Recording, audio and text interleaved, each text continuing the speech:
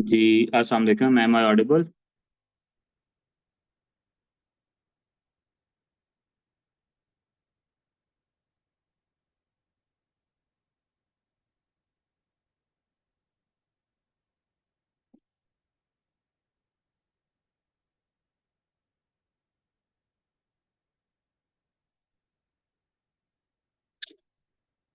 जी, अल्हम्दुलिल्लाह all good. Thank you so much for asking. Thank you so much. अच्छा जी, हमारा जो आज का सेशन है, इसके अंदर जो है हम लोगों ने एक ऐसे की ओरिएंटेशन सेशन है जिसके अंदर हम लोगों ने उधर चले जाओ।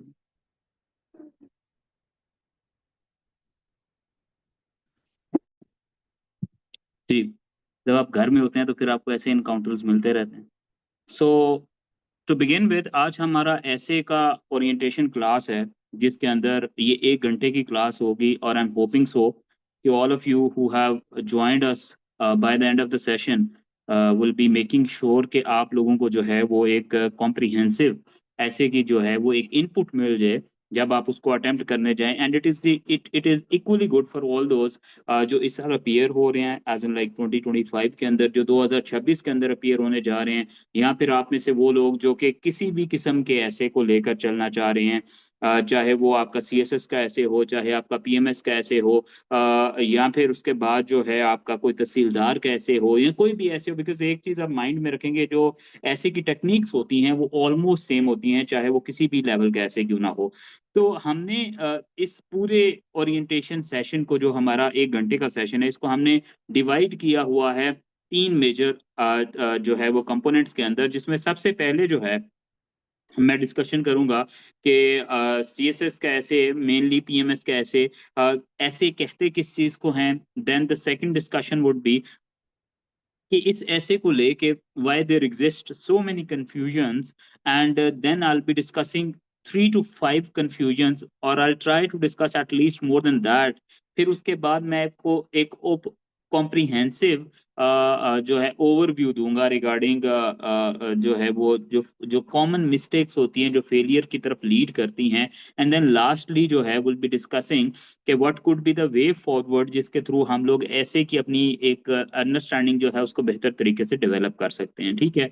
अच्छा जी, मैं जब भी ऐसे को लेकर चलता हूँ, मैं हमेशा से सबसे पहली डिस्कशन ये करता हूँ कि ऐसे को अंडरस्टैंड करने के लिए सबसे बेसिक चीज जो जरूरी है वो ये जरूरी है कि ऐसे के स्पेक्टर को अंडरस्टैंड किया जाए कि क्यों ऐसे has become something which is a subject जिसको मेजॉरिटी लोग जो है वो फियर के साथ देखते हैं।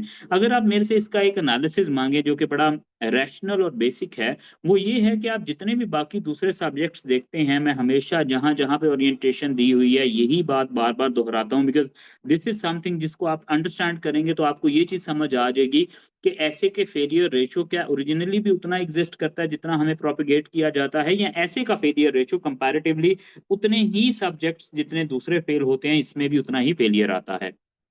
सबसे पहली रीजन, ऐसे को मेजॉरिटी लोग फेल क्यों करते हैं। आप अगर मुझसे ये कहेंगे कि सर उनके फेल करने की रीजन उनकी इंग्लिश है, तो कतन नहीं है। मैं आपको 110% श्योरिटी के साथ कह सकता हूं कि बहुत सारे ऐसे लोग जिनकी अंग्रेजी बहुत बेहतर है लेकिन वो फिर भी फेल हो जाते हैं। इसका मतलब है Angrezi is not that one reason जिसकी वजह से लोग फेल होते हैं। नंबर 2 के ऊपर जो चीज आती है जिसके बारे में हमसे कहा जाता है वो ये है कि आपका कंटेंट बहुत वीक होता है जिसकी वजह से आप फेल हो जाते हो। आई कैन अगेन 110% श्योरली से this that it is neither the English nor your content building or content data that you have had in your notes, और जो आप वहां पे प्रेजेंट करने जाते हैं, it is not about data as well. ना डाटा आपको फेल करवाता है ना आपकी इंग्लिश आपको फेल करवाती है, it is something more than that. And then there is this discussion that sir चूंकि हम लोगों ने रिटर्न प्रैक्टिस नहीं की होती तो इसलिए वो जो हमारा एक बहुत गैप आ जाता है कि वी हैव नो आइडिया कि कितने टाइम में क्या लिखना है, दैट इज अनदर रीजन जो कि हमें इंग्लिश ऐसे के अंदर फेल करवाती है। Yet again this is not something जिसके ऊपर हम लोग वाउच कर सकते हैं और ये कह सकते हैं that this is the only reason जिसकी वजह से आप इस चीज को फेल करते हो। ठीक है। So coming back to discuss the major reason which makes the major chunk of your failure, and that is, उससे पहले बताने के कि वो रीजन क्या है, let me tell you that कि ऐसे क्यों इतनी ज्यादा फीयरफुल कंडीशन में आपके सामने आता है। आप जितने भी बाकी सब्जेक्ट्स देखते हो, उन सब्जेक्ट्स के अंदर you have around almost 5 questions होते हैं, 7 क्वेश्चंस होते हैं, 8 क्वेश्चंस होते हैं। कभी-कभी तो यूँ होता है कि अगर आप देखें तो आपके कुछ सब्जेक्ट्स के अंदर 20 मार्क्स का जो है आपके ऑब्जेक्टिव पोर्शन आ जाता है। उसके बाद जो है वो तकरीबन आपके 5 क्वेश्चंस 8 क्वेश्चंस में से 4 क्वेश्चंस अटेम्प्ट करने होते हैं, जो कि 80 मार्क्स के होते हैं, 20 मेक्स इट 100। अब उसमें अगर आपके एमसीक्यूज ठीक नहीं हुए, स्टिल यू मैनेज टू पास। आप यूं अज्यूम कर लें कि 5 सवाल हैं जो हमने उसके अंदर अटेम्प्ट करने हैं, एमसीक्यूज ठीक नहीं हुए, still you able to pass. आपका एक सवाल छूट गया, 3 सवाल किए हैं, then there exist the chance again you'll be able to pass। अगर आपने 2 सवाल किए हैं और तीसरा हाफ किया है, I have seen many categories, many instances, many presidents जिनके अंदर वो बच्चा पास हो जाता है। तो इसका मतलब क्या हुआ कि बाकी आपके जितने भी सब्जेक्ट्स हैं उनके अंदर मार्जिन जो है वो इतना ज्यादा बढ़ जाता है, even if you do mistakes in the real exam then you still can pass the paper. But here in this very thing सबसे बड़ी चीज क्या आती है, सबसे बड़ी चीज आती है कि आप लोगों का एक सवाल है। It's more like this that you get only one chance to live the way you want to live. So एक चांस जो है वो आपको दिया जाता है ऐसे के पेपर के अंदर। और वही डिस्कशन जिसको मैं दोबारा से इवॉल्व कर कर लेकर आऊं और बताऊं कि ना वो अंग्रेजी है जिसकी वजह से आप फेल होते हो, ना वो कंटेंट है, ना वो राइटिंग प्रैक्टिस है, ना वो स्ट्रक्चरिंग है। It is something beyond this.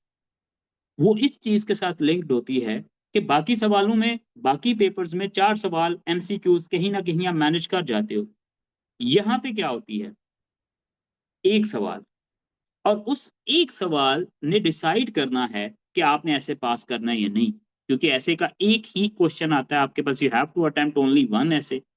All दो 2016 के जो रिवाइज्ड सिलेबस था उसके अंदर मेंशन था कि आप एक से ज्यादा एसेस भी लिख सकते हैं या आपसे पूछे जा सकते हैं, लेकिन प्रैक्टिस हमारी क्या रही, एक ऐसे ही अटेम्प्ट करना है 2500 से 3000 लफ्जों तक, या पीएमएस में 1500 से 2000 लफ्जों तक।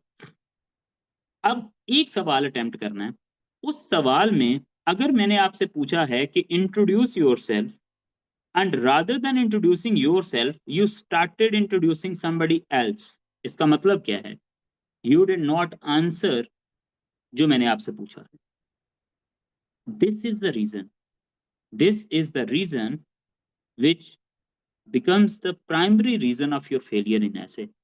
अगर मैं इसको इनकैप्सुलेट करूं, it becomes, it is known as कि क्लैरिटी एग्जिस्ट ही नहीं करती आपकी टॉपिक के ऊपर। अगर आप मुझसे पूछेंगे, I have so many examples and I have told it many times before, कि मेरे कुछ ऐसे स्टूडेंट्स थे दोस्त who have scored 750, they scored zero in essay. या तो जिसके 750 आए हैं वो कंटेंट नहीं रखता, अंग्रेजी ठीक नहीं है। सीएसएस में इतने नंबर लेने इज नॉट समथिंग इजी, और आप बगैर कंटेंट के, बगैर अंग्रेजी के नहीं ले सकते 11 पेपर्स के अंदर। If he scored zero in ऐसे, तो इसका मतलब है that it is something beyond अंग्रेजी, it is something beyond the data। So now coming to the towards the conclusion of this very component that we're discussing, ऐसे के failure के अंदर जो सबसे बड़ी चीज आती है, जो सबसे ज्यादा इसको फेल करवाने में हेल्पफुल होती है, नॉट हेल्पफुल, जो it becomes catastrophe, it is the wrong understanding of the topic. It is basically not understanding what has been asked। हमारी गलती क्या है, हम टॉपिक को अपनी मर्जी के मुताबिक इंटरप्रिटेशन करते हैं उसकी। So now if you really need to understand that what is that one thing which makes you a failure in an essay paper, it is obviously the wrong understanding of the topic। Now whenever and wherever you go for essay preparation, आपको जो ऐसे तैयार करवाया जाता है वो बताया ये जाता है कि सबसे पहले आपका आउटलाइन, सेकंड के ऊपर introduction, third main body, and number fourth के ऊपर आपका कंक्लूजन है। वो डिस्कशन शुरू करते हैं कि आउटलाइन बेस्ट कौन सी होगी, वर्स्ट कौन सी होगी, या फिर वो डिस्कशन शुरू करते हैं that how to make your introduction very attractive that examiner would only be looking after your eye catching sentences. या फिर वो ये आपसे कहते हैं कि आपका जो है वो मेन बॉडी जो है उसके अंदर पैराग्राफिंग के अंदर क्या कंपोनेंट इस्तेमाल होगा, कंक्लूजन किस नेचर का होगा। बट गिवन ऑल दिस, आपकी ऐसे की तैयारी तो यहाँ से शुरू ही नहीं होती। आपकी ऐसे की तैयारी ना कंक्लूजन से शुरू होगी, ना वो मेन बॉडी से, ना इंट्रोडक्शन, ना outline, it is something in सब के ऊपर, and that is what the topic understanding.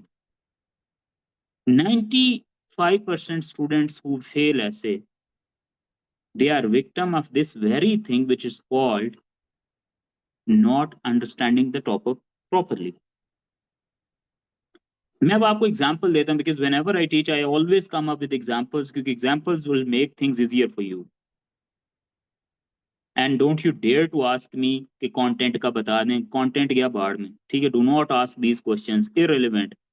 एक ऐसे नहीं लिखा होता और कंटेंट का बता दें, कंटेंट का बता दें। मैं आपको बता देता हूँ, जाएं जाके ये किताब पढ़ दें, ये किताब पढ़ दें, ये किताब पढ़ दें।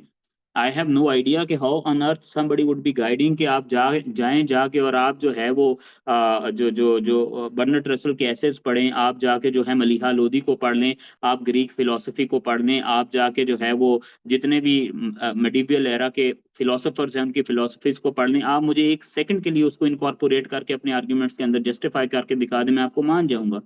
Something that you haven't had done in years long, आप उसको अगर पिछले 15-20 सालों में नहीं कर पाए, तो आपको क्या लगता है कि आप रसल को आप पढ़ के इनकॉर्पोरेट कर लोगे अपने पेपर्स के अंदर? You will do the biggest mistake to your own justice, to your own self.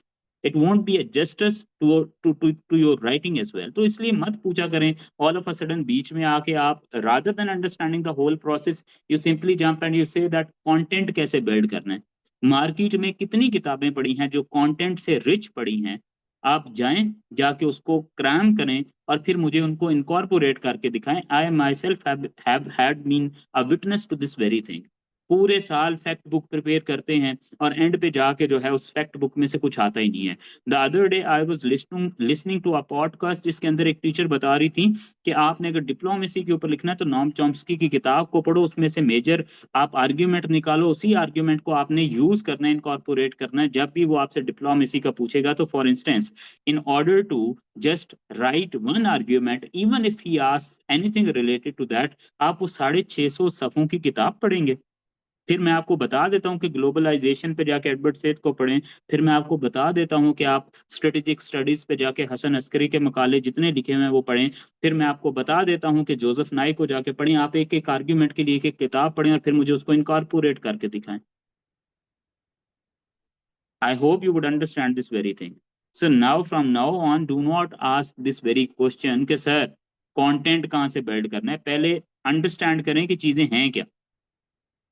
So coming back to our main discussion. Sorry, my apologies for being rude, but the thing is कि आप पता नहीं 100 दफा और 1000 दफा मैं same बातें कर रहा हूँ, आप फिर भी आ जाके आपकी सुई अटकी हुई है उसी चीज के ऊपर जो कि एक सेकेंडरी है।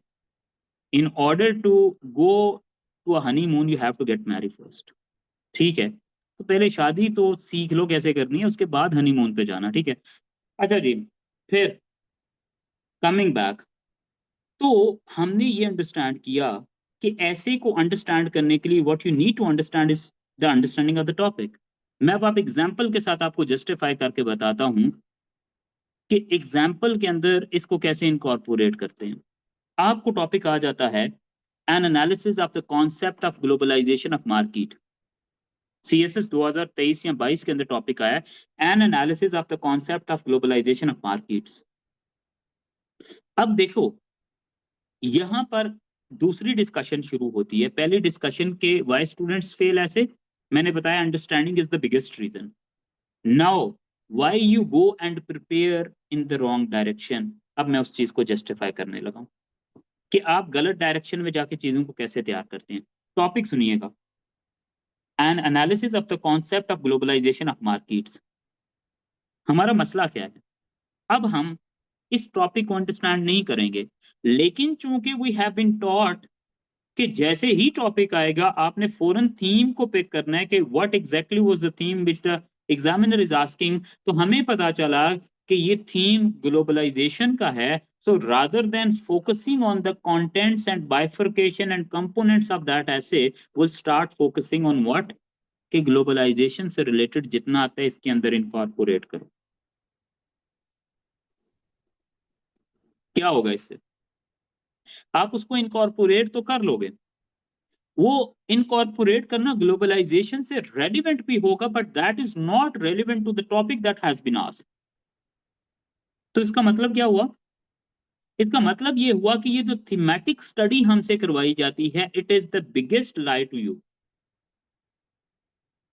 उसकी रीजन क्या है? ये थीमेटिक स्टडी आपको कन्फाइन कर देती है towards something which is like in proportions rather than focusing holistically on the whole assess process. आपको कहा जाता है कि डिवाइड योर ऐसे इनटू 8 और 10 themes. Every other day I receive so many messages in my inbox कि sir what are these themes and what do you think are the most expected themes this year. मैं आपको कह दूं, it's economy, it's AI, it's the education, it's the politics. Why? Because कि हर साल वो इन्हीं में से पूछता है, इसलिए क्योंकि ये रिपीटेडली पूछे जाते हैं, इसलिए ये आपके पास थीम्स आ गए हैं। और अब आपने तैयारी करने बैठना है तो आपने इन थीम से आउट नहीं होना। तो फिर मुझे बताओ, अगर सीएसएस 2023 वाला पेपर आ जाता है जिसके अंदर एक थीम उसने नहीं पूछा आपसे, जिसके अंदर उसने कहा है बॉयज विल बी बॉयज, जिसमें उसने कहा instructions in youth are like engraving in stone, जिसमें उसने कहा the real friend walks in when everyone else walks out, जिसमें उसने कहा है the wise always listen and the fool speaks, जिसमें उसने कहा है कि ओवर रेटिंग जो है इसके ऊपर टैक्सेस इंपोज करो, जिसके अंदर उसने कहा है कि आप इक्वल जो है ना वो rising a child should be an equal responsibility of the both parents. कहाँ गए आपके थीम्स? इसलिए it has always been said, themes को इंगेज करने का एक टाइम होता है, वो तैयारी से पहले नहीं होता, वो तैयारी के बाद होता है। इसका क्या मतलब है?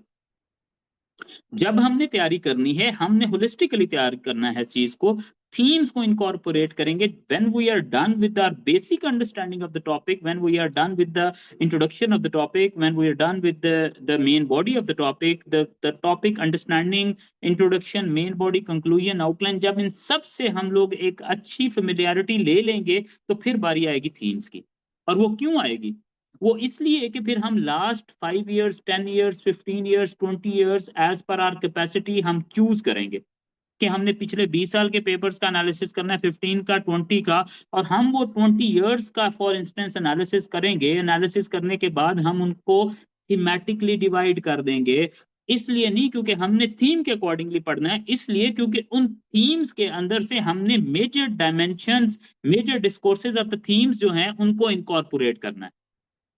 यानी कि अगर मैं देखूं तो पिछले 20 सालों के अंदर इकोनॉमी के ऊपर 19 टाइम्स पूछा गया है। ये 19 इकोनॉमी के टॉपिक्स में एक थीम के अंदर लिख दूंगा, बट जब इनको मैं ओवरऑल कैमोफ्लेज करूंगा, या जिनको हम कहते हैं कि ओवरलैपिंग नेचर निकालूंगा, तो I'll be left with only 4 to 5, 4 to 5, only 4 to 5 major topics. यहाँ पे वो थीम्स काम आएंगे in order to understand the past papers. साध ना करो, मुझे पढ़ाने दो। In order to understand the past papers, हम थीम्स को पहले ले आते हैं और अपने फियर्स को आगे ले जाते हैं। सिमिलरली यहाँ पे एक तीसरी बड़ी कंफ्यूजन एग्जिस्ट करती है। मैं वापस आता हूँ an analysis of the concept of globalisation of market. यहाँ पर मसला क्या था? क्योंकि थीमेटिक स्टडी की हुई है, rather than understanding the contention of the topic, whenever we see the topic related to that particular theme, जो कुछ उठाया उठाकर फेंको, टॉपिक के ऊपर लगाओ, and then you end up writing an essay which is according to the theme but not according to the topic। मतलब क्या हुआ कि अकॉर्डिंग टू द थीम लिखना is always an irrelevant approach. यानी कि फिर मैं ग्लोबलाइजेशन के फायदे क्या हैं, ग्लोबलाइजेशन के नुकसान क्या हैं, ग्लोबलाइजेशन कैसे होगी, इसके ऊपर फोकस करूंगा। हालांकि ये तो टॉपिक ही नहीं है, टॉपिक है एन एनालिसिस, यानी कि pros and cons of the globalisation, not globalisation but globalisation of the markets. समझ आइए आपको? अब यहां पर ही मैं आपको बताता हूं कि पहले why people fail, I told you the biggest reason is the lack of clarity. Number 2, the thematic study has overlapped our mental capacities, जिसकी वजह से हम लोग only thematically लिखते हैं rather than understanding the topic in depth। अब आए और मैं आपको बताता हूं कि फिर टॉपिक को डीकोड कैसे करते हैं और डीकोड करना कहलाता क्या है। एक छोटी सी एग्जांपल दूंगा, अदरवाइज तो एक लंबी डिस्कशन है जिसको हम लेटर ऑन कर सकते हैं। डीकोड कैसे किया जाता है? आइंदा के बाद जब भी आपके पास टॉपिक आएगा, आपने टॉपिक को कंपोनेंट्स के अंदर डिवाइड कर लेना। जैसे फॉर इंस्टेंस आपके पास टॉपिक आता है ग्लोबलाइजेशन प्रोज एंड कॉन्स। जब आप इसे कंपोनेंट के अंदर डिवाइड करोगे तो इसके दो कंपोनेंट बनेंगे। अब ये चीज लिख लीजिएगा, बिकॉज आप मेरे सेशन में होते तो मैं आपको जरूर बताता कि विदाउट राइटिंग ऐसे नहीं आता। ऐसे बातों का नाम नहीं है, बातें मैं इतनी कर सकता हूँ वो ऊपर से गुजर जाएंगी। Always try to take notes, always make sure that you take notes. हर एक टॉपिक जो आपके पास आएगा उसके अंदर दो चीजें होंगी, दो चीजें। नंबर वन, एक कॉन्सेप्ट होगा, और नंबर टू, उस कॉन्सेप्ट की डिबेट होगी। यानी कि इस टॉपिक के अंदर globalisation is a concept, pros and cons are the debates. तो हर टॉपिक जो आपको दिया जाता है उसके अंदर एक कॉन्सेप्ट होता है, एक डिबेट होती है। आपका जो फोकस होना चाहिए वो कॉन्सेप्ट नहीं होना चाहिए, कॉन्सेप्ट की डिबेट होनी चाहिए। आप 90% टॉपिक को वहां पे क्लियर कर लेंगे। आपको मैं एक और चीज बताता हूं, why do we fail it. The reason is whenever we focus on the content, we always focus on the concept। हमें वो कहता है ग्लोबलाइजेशन प्रोज एंड कॉन्स। हम सबसे पहले अपनी आउटलाइन को स्टार्ट करते हैं by saying this, that globalisation की डेफिनेशन क्या है, ग्लोबलाइजेशन का हिस्टोरिकल बैकग्राउंड क्या है, ग्लोबलाइजेशन का कॉन्टेम्परेरी ओवरव्यू क्या है। हालांकि उसने ये पूछा ही नहीं है। और यहाँ पे एक इलॉजिकल सी लॉजिक आती है कि आपने एग्जामिनर को चूंकि एजुकेट करना होता है, इसलिए ये आपकी रिस्पॉन्सिबिलिटी है कि एग्जामिनर को ग्लोबलाइजेशन के बारे में बताओ। How on earth would you be educating that person?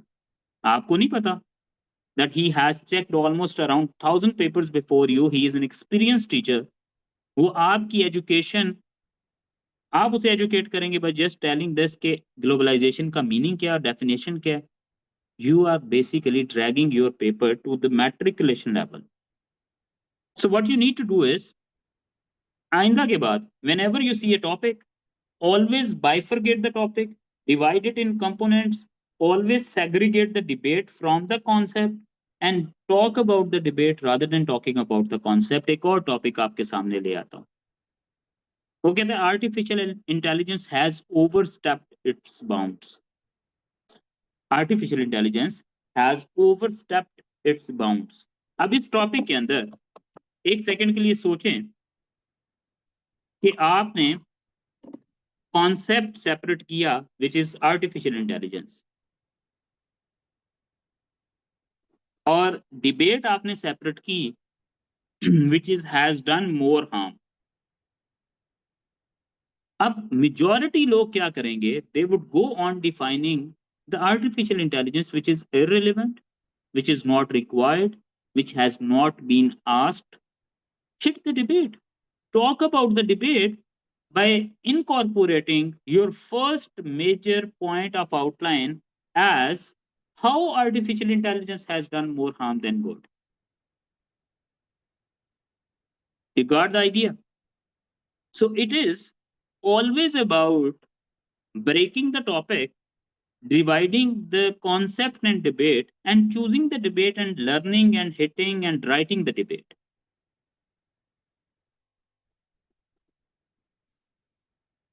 I hope you're understanding the sequence that I'm giving you right here. फिर कहा जाता है कि sir you have to educate your examiner. Okay, we go on educating our examiner by giving the definition. Thank you so much for educating the examiner who is around 55 years of age and who has probably checked around thousands and thousands of papers, and your definition of the artificial intelligence would educate that person, right? सही जा रहे हो भाई? It is the competitive nature of the exam which is crucial for your selection। समझ आई? तो fail क्यों करते हो? क्लैरिटी नहीं होती। क्लैरिटी कैसे आएगी? टॉपिक को पकड़ो, टॉपिक को कंपोनेंट्स में डिवाइड करो, कॉन्सेप्ट क्या है, डिबेट क्या है, सेपरेट करो, डिबेट के ऊपर डिबेट कंस्ट्रक्ट करो, कॉन्सेप्ट को साइड पे कर दो, there you go, 90% clarity is there. बाकी हर एक सब्जेक्ट के अंदर कुछ छोटे मोटी जो है वो इरेगुलरिटीज होती हैं, जो with the passage of topic, with the passage of time हम टॉपिक को डिसाइफर या डी कोड करके कर सकते हैं। फिर अगली बात आती है,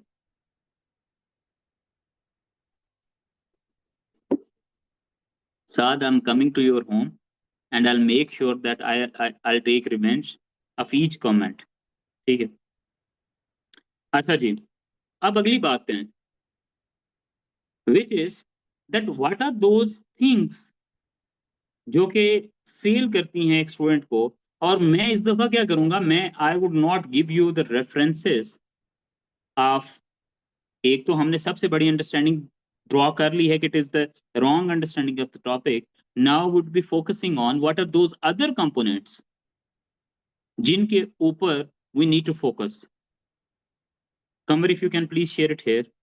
I want to see the FPSC's breakdown जो मैंने किया था. Can you please share it here on Zoom, and I'm sharing here on Insta. अच्छा जी, these are those things.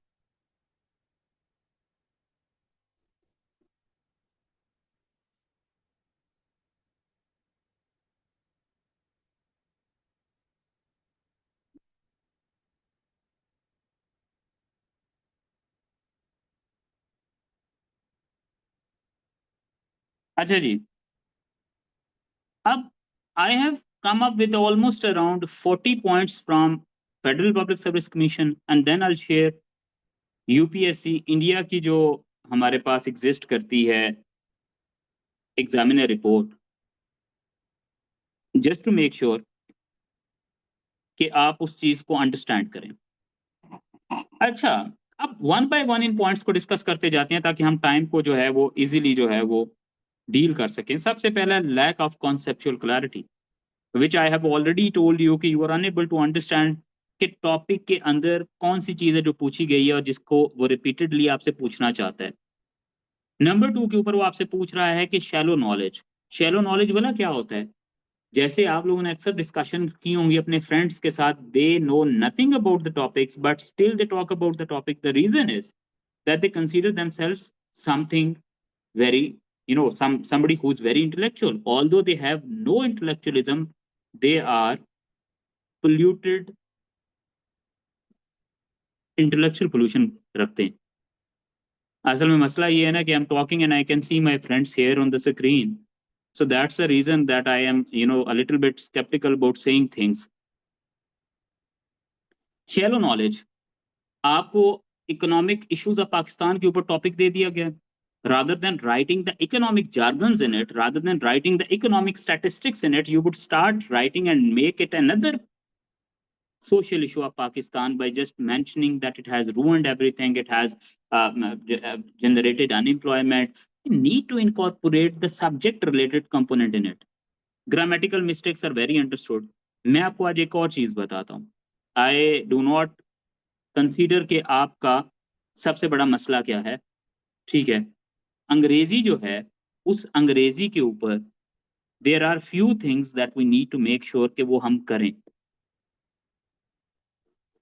I do not, मतलब ऑनेस्टली मैं आपको सच बताऊं, मैंने ऐसे ऐसे लोगों के ऐसे ना सिर्फ पास होते बल्कि टॉप होते देखे हैं जिनकी बेसिक अंग्रेजी भी बिल्कुल ठीक ठीक नहीं है, और उनको बहुत ज्यादा बहुत दफा बहुत प्लेटफॉर्म्स के ऊपर ला कर भी इवेलुएट किया गया, and they were unable to speak even 2-3 sentences in a flow. So क्या है, अंग्रेजी अगर आप समझते हो तो अंग्रेजी की सिर्फ एक चीज को ठीक कर लो, which is called subject verb agreement.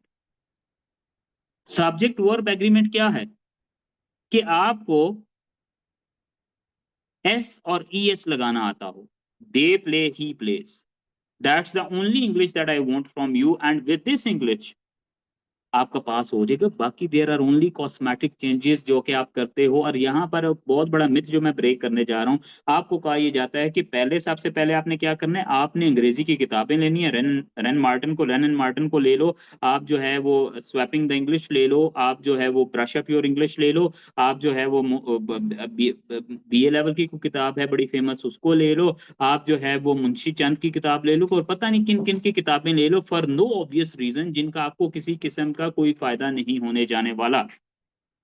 आप उनके अंदर से ग्रामर के सारे रूल्स निकालते हो, आप उन रूल्स को क्राम करने लग पड़ते हो। इट्स मोर लाइक दिस कि आप जो है वो क्रिकेट खेलना चाहते हो, लेकिन पूरी जिंदगी जो आपने नेट प्रैक्टिस की है वो मोबाइल के ऊपर क्रिकेट की गेम डाउनलोड करके की है।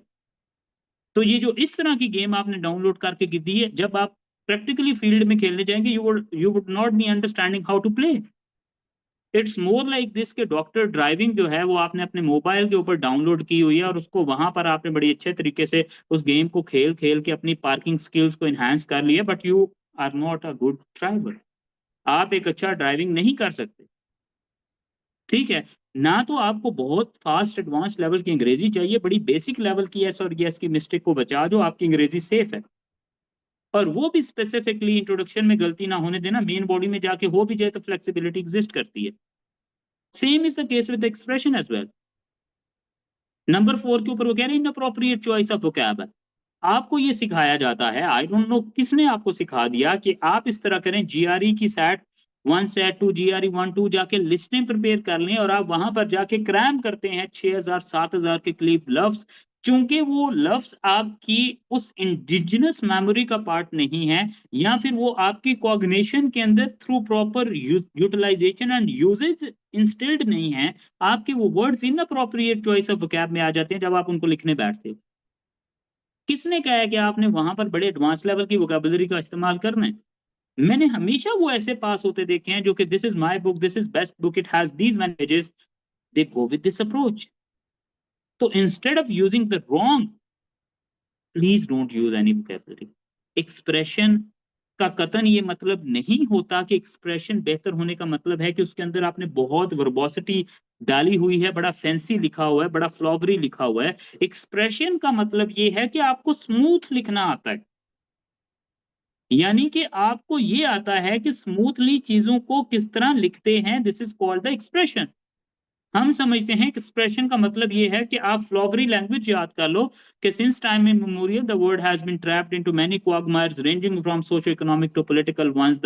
The fire has engulfed the whole region into it. It has transcended from the meadows of western sub-Saharan Africa to the urbanized Europe. It has transcended into the land of pure। और ये लिखने से आपको किसने कहा आप कैसे पास होगा?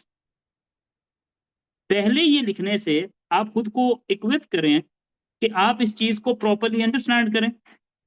आपको अंडरस्टैंडिंग करते हुए एक ही टॉपिक के ऊपर इनफ टाइम लग जाएगा कि you won't be able to encapsulate so many grammars and so many crammed things here. there's no need to do that। फिर वो कह रहा है आइसोलेटेड सेंटेंसेस लिखते हो, कह रहा है लैक ऑफ होलिस्टिक परफॉर्मेंस है, आर्ग्यूमेंट्स विदाउट लॉजिकल रीजनिंग है, lack of research based fact नहीं होते, no coherence no clarity. Summarize करता हूं, अदरवाइज बहुत टाइम लग जाएगा, 40 पॉइंट्स हैं, एक एक पॉइंट को डिस्कस करते हुए आधा आधा घंटा चाहिए। वो आपको ये कह रहा है कि जो ऐसे आप मेरे पास लिख कर लाते हैं ना, वो ऐसे आपका नहीं होता, वो ऐसे किसी का होता है जिसको आपने याद करके मुझे लिखवाया है। अब जब आपने किसी के ऐसे याद करके लिखवाया है, तो वो ऐसे उन मेरे अप्रोचेस पे पूरा नहीं उतरता जिनकी बेस के ऊपर मैंने तुम्हें जज करना है। वो क्यों कहते हैं कि क्रैम्ड मटेरियल नहीं होना चाहिए, शैलो मटेरियल नहीं होना चाहिए? वो इसलिए कहते हैं दैट अगर आप देखें, मैं यहाँ पर ही I want to show you, कमर यूपीएससी वाला शेयर करना, ये देखें। अब यूनियन पब्लिक सर्विस कमीशन जो इंडिया का यूपीएससी है, उसके अंदर अगर आप देखें तो एक प्रॉपर कॉम्प्रिहेंसिव वे के अंदर उन्होंने आपको चीज बताई है, जिसमें नंबर 3 के ऊपर देखें, उसने लिखा है यूज ऑफ क्लिशे और ओवर यूज्ड कोट्स। कमर यूपीएससी वाला शेयर करना जरा। कि आपने वो वाला मटेरियल इस्तेमाल किया है जो कि मल्टीपल सोर्सेज से इस्तेमाल हुआ है और मल्टीपल टाइम्स इस्तेमाल हुआ है। और येट ये they call you and they से दिस कि जी आपने अगर अच्छी कॉम्प्रिहेंसिव ग्रिप बनानी है तो चीजों को मेमोराइज करके आउटपुट करें। मैं हमेशा कहता हूं कि वो क्यों कहता है द बेस्ट ऐसे would always be the one that you would write in the examination hall. इसका मतलब ये है कि जो ऐसे तुम एग्जामिनेशन हॉल के अंदर बैठ के लिखोगे वो सबसे बेहतरीन मार्क होगा। इसका ये मतलब नहीं है कि that you would be first draft ही वहां पे प्रोड्यूस करो। इसका मतलब ये है कि आप वहां पर जो लिखोगे अपने हाथ से अपने एनालिसिस से लिखोगे उसके नंबर है। अगर आप मुझे ये कह रहे हो कि ऐसे के अंदर he would be focusing on your content और कंटेंट की बेस के ऊपर जो है वो आपको पास करेगा, इसलिए जितना हो सकता है क्रैम करके लेके जाएं, that's a fallacy that you are having. अब देखो, इंडियन सिविल सर्विसेज के अंदर यूपीएससी की एग्जामिनर रिपोर्ट मैंने आपके सामने रखी हुई है जिसके अंदर उसने कंसाइजली 8 पॉइंट्स डिस्कस किए हैं। पहला पॉइंट क्या है? Lack of structuring. अब ये हम अंडरस्टैंड ही नहीं करते। यहाँ हमने स्ट्रक्चर के अंदर इतनी एवोल्यूशन ले आए हुए हैं कि वो स्ट्रक्चर कम लगता है, कंफ्यूजन ज्यादा लगती है। कि जी जैसे ही आपने आउटलाइन शुरू करनी है, सबसे पहले आउटलाइन के अंदर आपने जो है जेनेसिस देना है। आप और मुझे ये समझ नहीं आती कि एक टीचर कैसे स्टूडेंट्स को गाइड कर सकता है कि दुनिया का कोई भी टॉपिक आ गया तो उसके अंदर जो है आपने सबसे पहले हिस्टोरिकल बैकग्राउंड देना है, फिर कॉन्टेम्परेरी ओवरव्यू देना है, फिर आपने डेफिनेशन ऑफ द टॉपिक देनी है, फिर आपने जेनेसिस देना है, फिर उसके बाद आपने कोई और डिस्कशन शुरू करनी है। इसका मतलब है कि आपने बच्चे को डिपेंडेंट कर दिया है इन्हीं रिसोर्सेज और इसी स्ट्रेटेजी के ऊपर। ये स्ट्रेटेजी सबसे ज्यादा डेट्रीमेंटल है कि आप में से हर किसी का ऐसे मोनोटोनिक हो जाएगा, मोनोटोनस हो जाएगा, which has no acceptance at all. तो इसका मतलब क्या हुआ कि मोनोटोनस ऐसे लिखने से आपने कोई डिफरेंस क्रिएट नहीं किया। मैं तो अपने बच्चों को ये तक रिकमेंड करता हूं कि आपने इवन के अपनी मेजर हेडिंग्स भी मोनोटोनस नहीं रखनी कि problem, causes, solution, way forward, recommendation, suggestion, issues, effects, impacts, इन वर्ड्स को उठाकर बाहर फेंको। Use alternate to them. Factors की जगह पे आप जो है वो कॉजेस की जगह फैक्टर लिखो, इंडिकेटर्स की जगह जो है वो पॉइंटिंग पॉइंट्स लिखो, आप इम्पैक्ट्स की जगह इम्प्लीकेशंस लिखो, आप वे फॉरवर्ड की जगह जो है वहां पे मेजर्स टू कॉम्बैट लिखो। आप एक छोटी सी एडिशन करके इतना बड़ा डिफरेंस क्रिएट कर सकते हैं जो कि आपको नहीं पता, मुझे पता है। मैंने इसे मुझे पता है तो इसका मतलब है चूंकि मैं आपके टॉपिक्स को वैल्यूएट करता हूं, I have had almost valuated 20-30,000 papers. तो एग्जामिनर भी वही करता है जो हम करते हैं। तो जो हम आपको इनपुट देते हैं इसका मतलब ये है कि दीज आर दोस थिंग्स जिसके ऊपर ह्यूमन माइंड ऑपरेट करता है साइकोलॉजिकली। यूपीएससी ने आपके सामने 7-8 पॉइंट्स रखे हैं। पहला है कि स्ट्रक्चर का नहीं पता। स्ट्रक्चर का पता ना होने का मतलब है कि आपको ना सिर्फ स्ट्रक्चर का पता है बल्कि गलत एडिशंस करें स्ट्रक्चर के अंदर जिसकी रिक्वायरमेंट ही नहीं है एट फर्स्ट। फिर मुझे कहा जाता है काउंटर पर्सपेक्टिव दो। मैं आज आपको एक बात बताने लगा हूं जिसके ऊपर काफी ज्यादा क्रिटिसिज्म भी आता है। वो बात ये है कि why do we have this much confusion in English essay writing teaching? There is only one reason. There are two school of thoughts who teach you essay. One school of thought is those people जो कि अंग्रेजी के teachers हैं और professors हैं, और दूसरी तरफ हैं हम जैसे लोग जिनका लग गया तुक्का और वो आ गए। ठीक है। अब ये जो पहली स्ट्रीम है ना, इसने ऐसे को कंफ्यूज किया है। कैसे कंफ्यूज किया है? इन्होंने पूरी जिंदगी की क्या किया होता है, एकेडमिक राइटिंग की होती है। इन्होंने क्या किया होता है, एकेडमिक राइटिंग की होती है पूरे साल। एकेडमिक राइटिंग का मतलब क्या है कि इन्होंने maximum peak of academic writing क्या देखी होती है, आपके थीसिस चेक किए होते हैं। इसलिए आप एक चीज कंपेयर कीजिएगा, जिन लोगों ने थीसिस किए हुए हैं और जो एसेस के अंदर जितनी भी इनोवेशंस आई हैं वो सारी की सारी सिमिलर हैं to those thesis.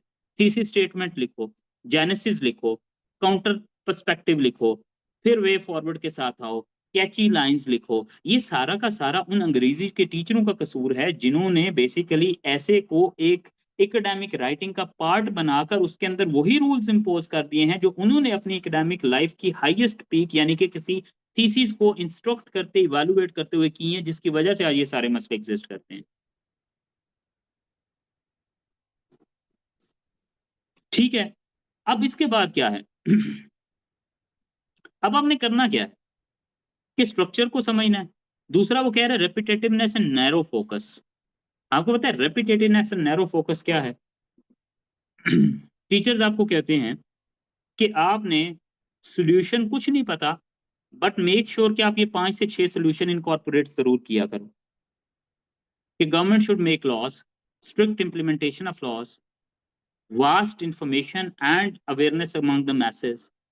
This is called repetitiveness, monotonous, narrowness of the topic. फिर वो कहता है नंबर 4 के ऊपर कि failure to stick to the topic, जो मैंने आपसे सारी डिबेट्स आपसे पहले की है। वो कह रहा है analysis of the concept of globalisation of market में। आपको एक बड़ी मजे की बात, student, two of my students they appeared in the same year. दोनों ने एक बड़ा सिंपल सा topic globalization pros and cons पकड़ा। एक ने उसके ऊपर जो है वो आउटलाइन बनाई कुछ इस तरह, ग्लोबलाइजेशन, उसने कहा historical evolution of globalization, contextualizing globalization, globalization versus glocalization, globalization contemporary overview, globalization pros, globalization manifestation in 21st century. इस तरह करके उसने बड़ी ही ड्रैग करके एक आउटलाइन बनाई। और उसके बाद जो दूसरा था उसने बनाया ग्लोबलाइजेशन, इसके प्रोज क्या है, इसके कॉन्स क्या हैं, और कॉन्स को कैसे एंड करना है। और दोनों बाहर आए एग्जामिनेशन हॉल के और दोनों एक दूसरे के साथ डिस्कस कर रहे हैं। एक ने कहा मैंने 3 पॉइंट्स बनाए हैं प्रो कॉन, और कॉन को वर्ड कैसे करना है। दूसरे ने कहा यार तुमने क्या कर दिया, वहां पर तो बड़े हाई लेवल की एकेडमिक डिस्कशन होनी चाहिए थी, डिफरेंशिएट करना था अपने ऐसे को फ्रॉम द अदर एसेस। तो मैंने तो ये पॉइंट्स किए हैं। वो जिसने सिंपल लिखा, he called me, he said sir इसके अंदर तो मैं ब्लंडर कर रहा हूँ, क्योंकि वो तो कह रहा है कि इतना कॉम्प्रिहेंसिव लिखना था, बट जब रिजल्ट आया, वो जिसने 3 पॉइंट्स लिखे थे, he scored 47, the other one scored 17। 47 वाला is in IRS, the other one is again trying, इंशाल्लाह वो भी कर जाएगा इस दफा। मसला क्या है? मसला ये नहीं है कि अंग्रेजी नहीं सही, मसला ये नहीं है कंटेंट नहीं ठीक, मसला ये नहीं है कि रिटन प्रैक्टिस नहीं है, मसला ये है टॉपिक पकड़ना नहीं आता, टॉपिक को अंडरस्टैंड नहीं करना आता। मुझे एक टीचर बता दें जो आपको इसके ऊपर एक्सरसाइज करवाए कि टॉपिक को डिकोड कैसे करते हैं, which is the essential one, which is the most important one. फिर वो नंबर 5 पे कह रहे हैं कि over reliance on facts and figures. मैं हमेशा से एक बात डिस्कस करता आया हूं, आज मैं दोबारा उसको रिफ्रेश करता हूं। आपको कहा जाता है डाटा, आपका हर एक पैराग्राफ जो है उसके अंदर रिसोर्स रिचनेस होनी चाहिए। अब देखिए यूपीएससी के अंदर वो लाखों के हिसाब से लोगों को प्रीलिम्स में उठाते हैं, मिलियंस से, फिर वो लाखों के हिसाब से जो है वो मेंस के अंदर बिठाते हैं। करवाते वो क्या है? वो यूं करवाते हैं कि आपको कहते हैं कि जी आपका हर एक जो पैराग्राफ है ना, वो कंटेंट रिच होना चाहिए। There are 4 types of references जो आप पैराग्राफ के अंदर दे सकते हो। या तो आप उसके अंदर कोई फैक्ट्स एंड फिगर दे सकते हो, या फिर उसके अंदर कोई कोटेशन दे सकते हो, या उसके अंदर कोई एग्जांपल दे सकते हो, या कोई रिपोर्ट राइटिंग कर सकते हो। These are the major 4 types of giving references. आपको कहा जाता है हर एक पैराग्राफ के अंदर रिचनेस ऑफ कंटेंट होनी चाहिए। और भाई यूपीएससी कह रहा है कि over reliance on facts and figures आपके नेचुरल उस स्टैटिक्स ऐसे की को डिस्ट्रॉय करेंगे। एग्जामिनर क्या इतना इंटरेस्टेड है कि अगर वो इतना ही इंटरेस्टेड होता तो आपको क्यों ना ये बात कहता है write 2500 to 3000 words rich with the content, या exclusively add facts and figures to support your arguments. जब वो इस तरह की बात नहीं करता तो उसका मतलब ये नहीं है कि 110% you have to incorporate these things here. बेड़ा गर्क किया हुआ है हमने अपना किस तरीके से, जब हम ओवर रिलायंस करते हैं in on these things which are natural, superficial, unrealistic, not going with the flow of the topic. ठीक है। अब उसके बाद वो कह रहा है जी पुअर ट्रांजिशन बिटवीन पैराग्राफ्स। कसम से हम लोगों ने जब से ऐसे पढ़ना शुरू किया हमें सिखाया ये जाता है कि ऐसे के बीच में जो ट्रांजिशन करनी है ना, उस ट्रांजिशन के लिए आपने क्या इस्तेमाल करने हैं, आपने करने हैं connectors. However, moreover, therefore, thenceforth, henceforth, in addition to, furthermore, firstly, secondly, ऐसे लगता है जैसे ऐसे पे फोकस नहीं है, इन कनेक्टर्स पे फोकस ज्यादा है। और जब आप इस तरह के कनेक्टर्स को इनकॉर्पोरेट करते हो, ये डेडली इंपैक्ट कैसे क्रिएट करते हैं, ये एक अननेचुरल फ्लो बना देते हैं। इसका मैं सबसे बड़ा आर्ग्यूमेंट ये देता हूं कि आपने बहुत सारे फॉरेन ऑथर्स की बुक्स को पढ़ा होगा। I can challenge you on this that pick any book and it has had almost 300-400 pages होंगे, 250 से 300 के करीब पैराग्राफ लिखे होंगे। मुझे किसी भी 2 पैराग्राफ के बीच में कनेक्टर्स का इस्तेमाल दिखा दें, जहाँ पे उसने अगला पैराग्राफ शुरू करने से पहले लिखा हो moreover in addition to furthermore. जब उन्होंने नहीं किया, तो एक बुक के अंदर कोहेरेंस होना सबसे ज़्यादा मैटर करता है, तो आपके 2500 से 3000 लफ्ज़ों के अंदर अननेचुरल कोहेरेंस क्यों एग्ज़िस्ट करती है? ना सिर्फ एफपीएससी से बात करते, यूपीएससी भी इस पे ऊपर बात कर रहा है। मैं कहता हूँ आप एक बेहतरीन टीचर बन सकते हैं, अगर आप सिर्फ़ और सिर्फ़ जितनी भी एग्ज़ामिनर रिपोर्ट्स हैं ना, FPSC, UPSC, Punjab public Service commission, KP public Service commission, सिर्फ़ और सिर्फ़ अगर आप इनकी रिपोर्ट्स को पढ़ देते हैं ना, तो आप 90% क्लैरिटी के साथ टीचर के साथ जाके सामने उसको कन्फ्रंट करके कह सकते हैं, for God sake teach us which is meant to be taught. Do not teach us something जो कि आपको लगे। इसीलिए तो मैं कहता हूँ कि ऐसे तो इतनी मुश्किल चीज़ थी ही नहीं। ऐसे तो मार है टोटल गिन के 15 से 16 लेक्चर्स की मैक्सिमम, जब आपको उसके अंदर लिखवाया भी मैक्सिमम जाए, ये ऐसे 4-4 महीनों पे कैसे चला जाता है मुझे समझ नहीं आती। हाँ, वैल्यूएशन इज़ समथिंग जो कि एक और चीज़ है। फिर इमोशनल और पॉलिटिकल बायसनेस है, फेलियर टू इनोवेट है। दीज़ आर 2 थिंग्स जिनको कंसाइज़ली मैं कहूँ,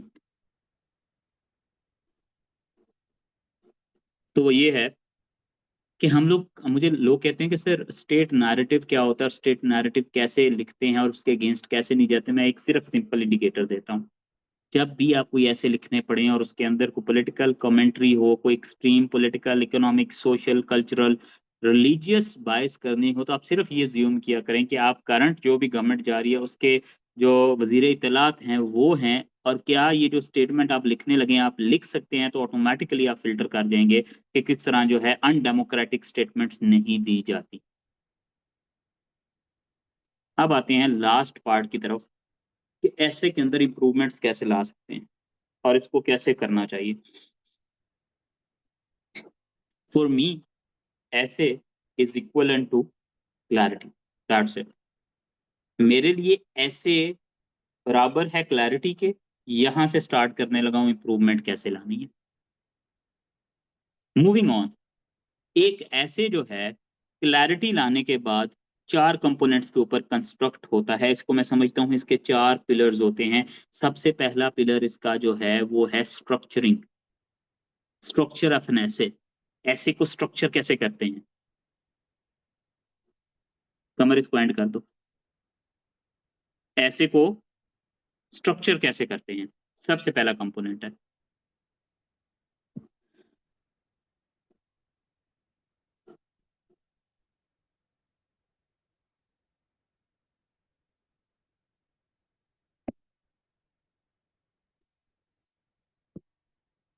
जी। सो सबसे पहला कंपोनेंट जो आता है हमारे पास, उसको हम कहते हैं, 1 मिनट जी।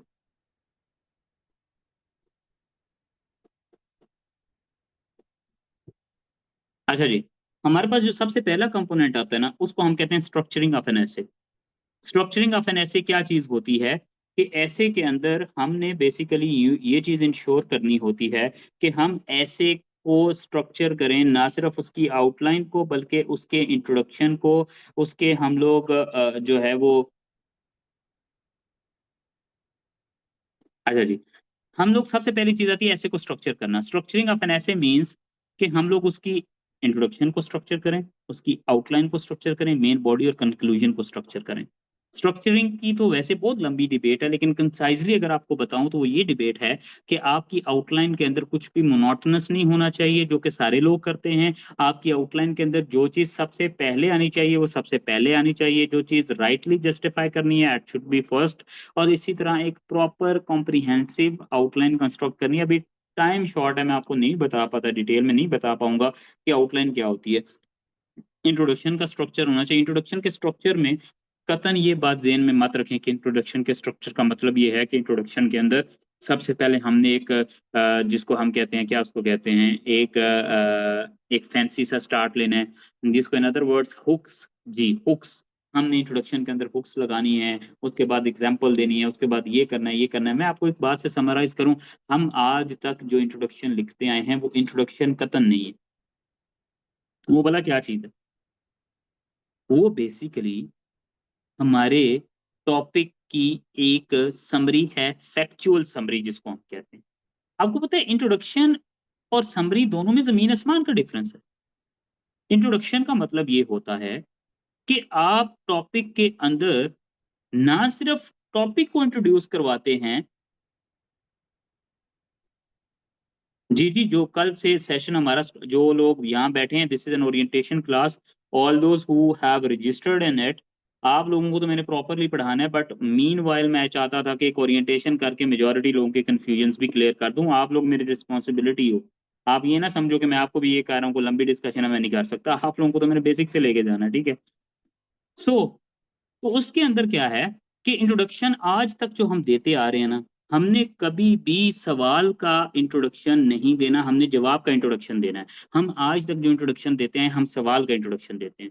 वो कहता है ग्लोबलाइजेशन प्रोज एंड कॉन्स, हम एक हुक से स्टार्ट करते हैं, 8-10 लाइनें उसको देते हैं, फिर एक फैक्ट एंड फिगर, एक रेफरेंस, एक कोटेशन, एक एग्जांपल और एंड पे थीसिस स्टेटमेंट लिख के छोड़ देते हैं।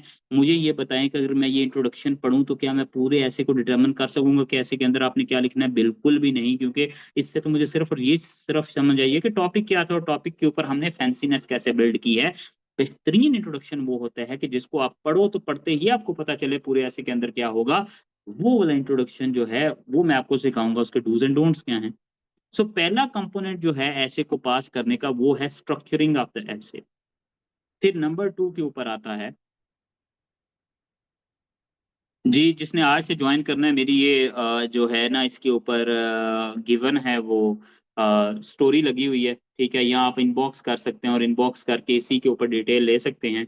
वो आपको ऐसे के मतलब डिटेल मिल जाएगी। अच्छा, उसके बाद पहली चीज़ है कंपोनेंट जो ऐसे को पास करवाता है, स्ट्रक्चरिंग ऑफ एन ऐसे।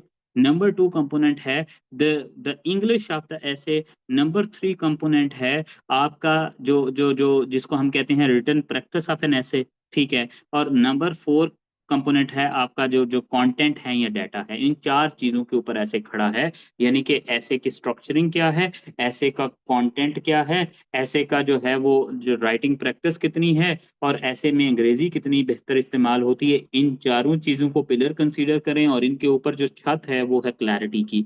ये चारों पाँचों चीज़ें मिल के एक बेहतरीन ऐसे को बनाती हैं, जिसको हम जब पढ़ेंगे डिटेल में तो will be discussing that as well. ठीक है जी, I had given you my words कि it would be a session of 1 hour और मैं अगर आपको वे फॉरवर्ड दूं फॉर ऑल दोस्त, इट डज नॉट मैटर आप सेशन ज्वाइन करें या ना करें, आप अपने एंड पे भी तैयारी कर रहे हैं, अगर आप तैयारी के फेज के अंदर हैं तो do apply all of these things in your ऐसे। टॉपिक को ब्रेक करना सीखें, पास्ट पेपर के टॉपिक्स को उठा के उनको पढ़ना इनकॉर्पोरेट करना सीखें। फिर उसके बाद जो है स्ट्रक्चर के बेसिक फ्लॉज को दूर करवाएं, 1 2 3 एवेलुएशन से दूर हो जाएगा। उसके बाद जो है रिटन प्रैक्टिस डेली बेस के ऊपर करें, क्योंकि रिटन प्रैक्टिस जस्टिफाई करेगी, इतनी रिटन प्रैक्टिस होनी चाहिए जितनी मैंने की थी। यानी कि उसके अंदर मुझे ये समझ आ जाती थी कि मैं 1 मिनट में कितने लफ्ज़ लिख सकता हूँ, मुझे ये भी कैलकुलेशन हो चुकी हुई थी और कितने मिनट में मेरा पूरा पेज भरा जाता है और मेरे एक लाइन के ऊपर कितने वर्ड्स आते हैं, ताकि जब आप एग्ज़ामिनेशन हॉल के अंदर बैठो तो आप ये चीज़ें ब बॉदर ना करें कि 60 मिनट रह गए हैं तो मैं कितना लिख सकता हूँ। मुझे पता था 60 मिनट रह गए हैं तो मैं 10 सफ़े लिख लूँगा, 6 6 इंटू 10 60, 10 सफ़े लिख सकता हूँ 6-6 मिनट दे के, मुझे पता था, ठीक है? तो इसीलिए अपनी रिटन प्रैक्टिस को इवॉल्व करें। अंग्रेज़ी बेहतर तभी होती है जब आप रिटन अपनी इवैल्यूएशंस किससे करवाते हो। अंग्रेज़ी बेहतर कभी भी इस चीज़ से नहीं होती कि आपने जो है वो कितने ज़्यादा रूल्स या ग्रामर की बुक्स पढ़ी हैं। क्लैरिटी लेकर आएँ, मैक्सिमम पास्ट पेपर्स को प्रैक्टिस करें, जितना लिख सकते हैं लिखें, किसी को इवैल्यूएट करवाएँ। मीनव्हाइल लिखते-लिखते कंटेंट भी ज़रूर इनकॉर्पोरेट करें। अब मेरी पूरी डिस्कशन में देखें कंटेंट कहाँ पे आया है, ठीक है? कंटेंट आ जाता है, कंटेंट लिखा भी जाता है, मैटर वो नहीं करता, मैटर ये करता है आप कितने अच्छे से लिख रहे हैं।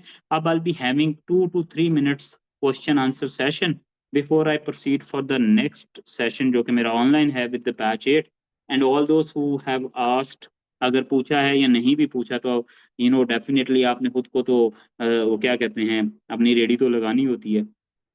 तो जो सेशन है हमारा 45 डेज़ का इंग्लिश एसे का सेशन होता है, ऑलमोस्ट हर मंथ स्टार्ट हो रहा होता है। जो हमारा इंग्लिश एसे का सेशन अभी स्टार्ट हो रहा है वो आज उसकी orientation class, if you want to register you can register by tomorrow before 8 PM. 8 PM से 9 पीएम तक क्लासेस होंगी। 45 डेज़ का सेशन है, Monday, Tuesday and Wednesday class होगी। I can make sure I can make sure one thing, वो ये है कि आपने 2 मिनट रुको। उसके अंदर what I can make sure is कि आपने ऐसे के अंदर जो है एक चीज़ की गारंटी करनी है कि आपने sorry coming back I was distracted 45 days का सेशन है मंडे, ट्यूसडे एंड वेडनेसडे 8000 जो है वो उसकी फ़ी है और बड़ी मिनिमलिस्टिक फ़ी है। मार्केट में जाके कहीं से भी मुझे इतनी कम फ़ीस लाकर दिखा दें। अच्छा फ़ीस मैटर नहीं करती, उससे ज़्यादा जो चीज़ मैटर करती है, मैं आपको अपने वर्ड्स देता हूँ कि by the end of the session I will make you right ऐसे inshallah comfortably without any confusion, without any problems, and I would make this session more interactive. What we do in our session is कि हम लोग मैं आपको एक topic बताता हूँ, फिर मैं उसके ऊपर आपको पढ़ाता हूँ, फिर मैं सेम चीज़ के ऊपर लिखवाता हूँ और फिर मैं सेम लोगों से जो क्लास के अंदर मौजूद हैं सुनता हूँ ताकि पीयर लर्निंग भी हो और क्लैरिटी भी आ जाए आपके अंदर, ठीक है? और इस तरह करके हम इसको लेके चलेंगे। यानी लास्ट 2-3 क्वेश्चंस उसके बाद आगे चलते हैं। जी, मैंने कनेक्टर यूज़ करने से मना किया है। आप कभी ना कभी यूज़ कर लें but it should not be something जो कि आप फ्रीक्वेंटली हर एक पैराग्राफ बाद में सोचें कनेक्टर पहले लगाने का सोच रहे हैं। जी नहीं, आप नहीं दे सकते, ना उर्दू कपलेट लिख सकते हैं, ना अरेबिक कुछ भी रेफ़रेंस नहीं दे सकते। जी, Muskan thank you so much. I am truly honoured likewise you have put a great burden on me. I am hoping so कि मैं आपकी इस उम्मीद पे पूरा उतरूँ और आपको जो है वो उस लेवल का डिलीवर करूँ कि आपको दोबारा रिग्रेट ना हो कि आपकी फ़ीस ज़ाया हुई है। Thank you so much ji for appreciating. Thank you so much. Ranjha साहब honoured, truly honoured. I don't know आप एक दफ़ा पढ़ के दोबारा क्यों पढ़ने आ गए? जी, thank you so much Umar. Remember me in your prayers and I'm looking forward to see your name in the final list. You're a promising student. I wish to see you in the list soon. फी जी 8000 है for 45 days for complete session. मुझसे ना मुझे बड़ी शर्म आती है बार-बार fees बताते हुए। आप जाके स्टोरी पे देख लिया करें, ठीक है? बट आई कैन सेफली से दिस कि the fees is the lowest in the market but what I can guarantee you is कि मैं आपको ऐसे करवाऊँगा। व्हेन आई से दिस तो इसका मतलब है कि this is going to be the 9th session in around